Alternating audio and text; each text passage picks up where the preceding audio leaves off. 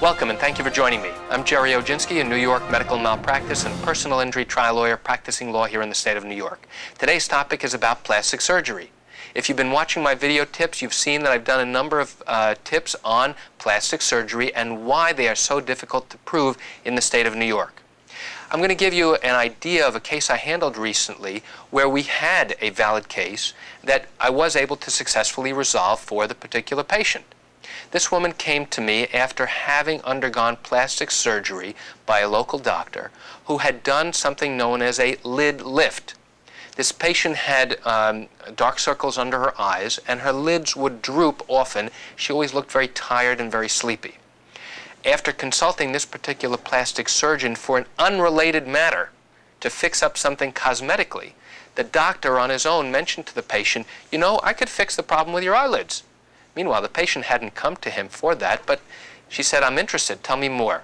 He said, "Not a problem. What we are doing is we're making a little tiny cut, we're pulling up the eyelid, we're closing it up, and you look years younger." The patient was very intrigued. She was a young woman, but she still wanted to look better, as many people do. So she agreed to the procedure.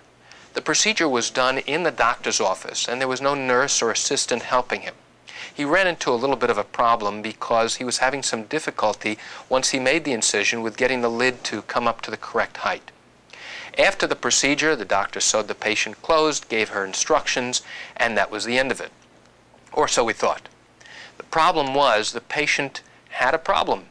The eyelid were pulled up so high that the eyelid could not close, no matter what the patient did. She developed a condition known as dry eye.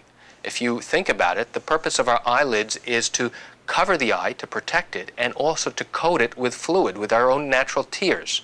Well, when the eyelid stays open, we no longer have the ability to have that natural moisture covering our eye.